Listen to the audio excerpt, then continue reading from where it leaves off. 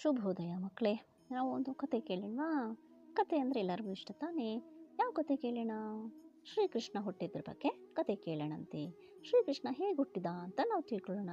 ಶ್ರೀಕೃಷ್ಣನನ್ನು ಕನ್ಹ, ಗೋಪಾಲ, ಮುರಾರಿ, ಮಾಧವ, ಆಪದ್ಬಾಂಧವ, ಅನಾಥರಕ್ಷಕ ಅಂತೆಲ್ಲ ಹೇಳ್ತೀವಲ್ಲ, ಈ ಶ್ರೀಕೃಷ್ಣ ಹೇಗೆ ಹುಟ್ಟಿದ ಅಂತ ನಾವು ನೋಡೋಣ. ಈಗ ಮಥುರಾ ನಗರದ ರಾಜ ಕಂಸ ತನ್ನ ಪ್ರೀತಿಯ ತಂಗಿಯನ್ನು ಯಾರಿಗೆ ಕೊಟ್ಟು ಮದುವೆ ಮಾಡ್ತಾನೆ?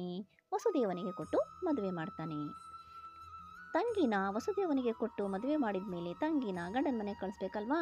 ಗಂಡನ ಮನೆಗೆ ಕಳಿಸ್ತಾ ಇರಬೇಕಾದ್ರೆ ಏನಾಗುತ್ತೆ? ಒಂದು ಆಕಾಶವಾಣಿ ಆಗುತ್ತೆ. ಏನಂತ? ಈ ನಿನ್ನ ದೇವಕಿಯ 8ನೇ ಪುತ್ರ ನಿನ್ನ ಮರಣಕ್ಕೆ ಕಾರಣನಾಗ್ತಾನೆ ಅಂತ ಅವನಿಗೆ ಆಕಾಶವಾಣಿ ಕೇಳಿಸ್ಬಿಡುತ್ತೆ.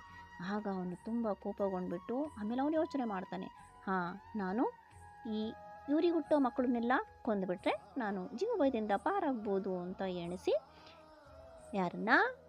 ವಸುದೇವನ ಮತ್ತು ದೇವಕಿನ ಕರ್ಕೊಂಬಂದು ಕಾರಾಗೃಹದಲ್ಲಿ ಕೂಡ ಹಾಕ್ಬಿಡ್ತಾನೆ. ಕಾರಾಗೃಹದಲ್ಲಿ ಅವ್ರಿಗೆ ಏನು ಜೀವನಕ್ಕೆ ಬೇಕಾದಂಥ ಎಲ್ಲ ವ್ಯವಸ್ಥೆನೂ ಮಾಡ್ತಾನೆ. ಆದರೆ ಅವ್ರಿಗೆ ಯಾವುದೇ ಸ್ವತಂತ್ರ ಇಲ್ಲ ಹೊರಗೆ ಬರೋಕ್ಕೆ. ಇದೇ ಥರ ಎಷ್ಟೋ ದಿನ ಕಳೆದ ಮೇಲೆ ಅವರಿಗೆ ಮೊದಲನೇ ಮಗು ಹುಟ್ಟುತ್ತೆ. ಮೊದಲನೇ ಮಗು ಹುಟ್ಟಿದ ತಕ್ಷಣ ಏನು ಮಾಡ್ತಾನೆ?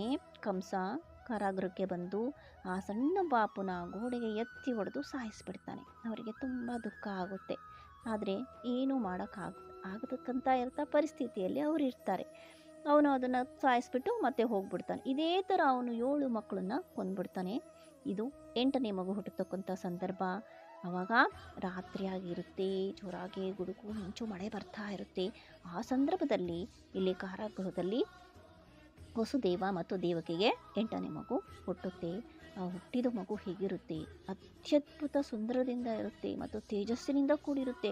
ಆ ರೂಮಿನ ಕೋಣೆ ಎಲ್ಲ ಬೆಳಕಿನಿಂದ ಇದೇನು ಅನ್ನೋಷ್ಟು ಮಟ್ಟಿಗೆ ತೇಜಸ್ಸು ಆ ಪಾಪಗಿರುತ್ತೆ. ಅದು ನೋಡಿದ ತಕ್ಷಣ ವಸುದೇವನಿಗೆ ಏನಿಸುತ್ತೆ, ಈ ಮಗುನ ನಾನು ಹೇಗಾದರೂ ಮಾಡಿ ಕಾಪಾಡಲೇಬೇಕು, ಉಳಿಸ್ಕೊಳ್ಳೇಬೇಕು ಅಂತ ಹೇಳಿಬಿಟ್ಟು ಅವನು ಶ್ರೀ ವಿಷ್ಣುವನ್ನ ಧ್ಯಾನ ಮಾಡ್ತಾನೆ. ಆ ಧ್ಯಾನಕ್ಕೆ ಸುಪ್ರೀತನಾದ ವಿಷ್ಣು ಏನು ಮಾಡ್ತಾನೆ? ಆಗ ಆ ಕಾರಾಗೃಹದ ಬಾಗಿಲು ತಂತಾನೇ ತೆಕ್ಕೊಂಡ್ಬಿಡುತ್ತೆ. ಇವನಿಗೆ ಹೇಗಾದರೂ ಮಾಡಿ ನನ್ನ ಮಗುನ ಕಾಪಾಡಿಬಿಡ್ಬೇಕು ಅಂತ ಹೇಳಿ ಆ ಮಗುನ ರಾತ್ರಿ ಕರ್ಕೊಂಡು ಕಾರಾಗೃಹದಿಂದ ಹೊರಗಡೆ ಬರ್ತಾನೆ. ಹೊರಗಡೆ ಮಳೆ ಬರ್ತಾ ಇರುತ್ತೆ. ಆದ್ರೂ ಅವನು ಪಾಪುನ ಕರ್ಕೊಂಡು ಬರ್ತಾನೆ. ಇವನನ್ನು ಗೋಕುಲದಲ್ಲೇ ಬಿಟ್ಟು ಅವನನ್ನು ಸಂರಕ್ಷಣೆ ಮಾಡಬೇಕು ಅಂತ ಹೇಳಿ ಬರ್ತಾನೆ. ಗೋಕುಲಕ್ಕೆ ಹೋಗಬೇಕು ಅಂದರೆ ಯಮುನಾ ನದಿ ದಾಟಬೇಕಾಗಿರುತ್ತೆ. ಯಮುನಾ ನದಿ ದಡಕ್ಕೆ ಬರ್ತಾನೆ. ಆ ಯಮುನೆ ತುಂಬಿ ಹರಿತಾ ಇರ್ತಾಳೆ. ಆವಾಗ ಏನು ಮಾಡ್ತಾನೆ? ಆ ಯಮುನಾ ನದಿ ದಾಟಬೇಕು, ತುಂಬಿ ಹರಿತಾ ಇರುತ್ತೆ, ಮಳೆ ಬರ್ತಾ ಇರುತ್ತೆ, ಗುಡುಗು ಮಿಂಚು ಕತ್ಲಾಗಿರುತ್ತೆ.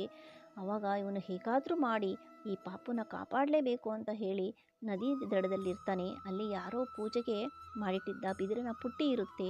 ಆ ಪುಟ್ಟಿ ಒಳಗೆ ಈ ತನ್ನ ಪಾಪನ ಮಲಗಿಸ್ಕೊಂಡ್ಬಿಟ್ಟು ಅದನ್ನು ತಲೆ ಮೇಲೆ ಇಟ್ಕೊಂಡು ಯಮುನಾ ನದಿ ದಾಟಕ್ಕೆ ಪ್ರಾರಂಭ ಮಾಡ್ತಾ ಇರ್ಬೇಕಾದ್ರೆ ಏನಾಗುತ್ತೆ? ದಾಟ್ತಾ ಇರಬೇಕಾದ್ರೆ ಯಮುನೆ ತುಂಬಿ ಹರಿತಾ ಆ ವಸುದೇವನ ಮೂಗಿನ ಮಟ್ಟ ಬಂದ್ಬಿಡುತ್ತೆ ನೀರು.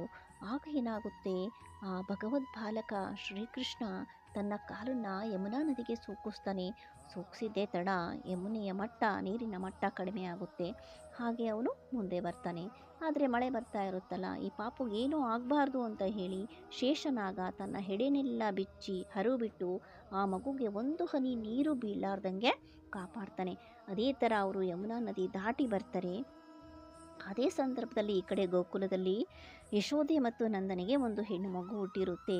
ರಾತ್ರಿ ಅಲ್ವಾ, ತಾಯಿ ಮಗು ಮಲಗಿರ್ತಾರೆ. ತಾಯಿಗೆ ತುಂಬ ನಿದ್ದೆ ಬಂದಿರುತ್ತೆ. ಆದರೆ ಮಗು ಎದ್ದು ಅಳ್ತಾ ಇರುತ್ತೆ. ಈಗ ಏನಾಗುತ್ತೆ?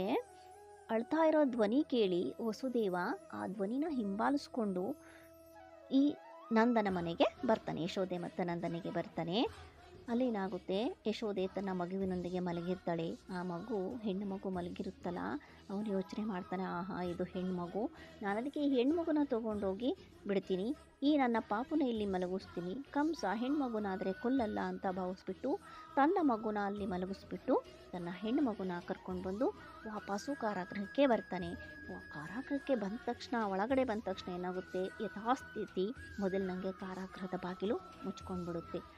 ಇಲ್ಲಿ ಏನಾಗುತ್ತೆ? ಆವಾಗ ಯಾರಿಗೆ? ಕಂಸನಿಗೆ ಗೊತ್ತಾಗುತ್ತೆ ತನ್ನ ತಂಗಿಗೆ 8ನೇ ಮಗು ಹುಟ್ಟಿದೆ ಅಂತ ಹೇಳಿ. ಆವಾಗ ಅವನು ಬರ್ತಾನೆ. ಬಂದು ಆ ಮಗುನ ಕೊಲ್ಲಕ್ಕೆ ಅಂತ ತುರಪ್ಪ ಅಂತ ಹೊಡಿಬೇಕು ಅಂತ ನೋಡ್ತಾನೆ. ಅವಾಗ ಏನಾಗುತ್ತೆ? ಆ ಹೆಣ್ಣು ಮಗು ಮೇಲೆ ಹಾರಿಬಿಟ್ಟು ದೇವಿಯ ರೂಪ ತಾಳಿ ಹೇಳುತ್ತೆ, ನಿನ್ನ 8ನೇ ಮಗು ಗೋಕುಲದಲ್ಲಿ ಚೆನ್ನಾಗಿ ಬೆಳೀತಾ ಇದ್ದಾನೆ, ಅವನೇ ನಿನ್ನ ಸಂಹಾರಕ್ಕೆ ಕಾರಣನಾಗ್ತಾನೆ ಅಂತ ಹೇಳಿ ಅದು ಅದೃಶ್ಯ ಆಗ್ಬಿಡುತ್ತೆ. ಈ ಕಡೆ ಗೋಕುಲದಲ್ಲಿ ಯಶೋದೆ ಮತ್ತು ನಂದ ಈ ಬಾಲಕನಿಗೆ ಶ್ರೀಕೃಷ್ಣ ಅಂತ ನಾಮಕರಣ ಮಾಡಿ ಅವನನ್ನು ತುಂಬ ಚೆನ್ನಾಗಿ ಬೆಳೆಸ್ತಾರೆ. ಮುಂದೆ ಇದೇ ಮಗು ಕಂಸನ ವಧೆಗೆ ಕಾರಣನಾಗ್ತಾನೆ. ಅದು ಮತ್ತೆ ಮುಂದಿನ ಕಥೆಯಲ್ಲಿ ನಾವು ತಿಳ್ಕೊಳ್ಳೋಣ.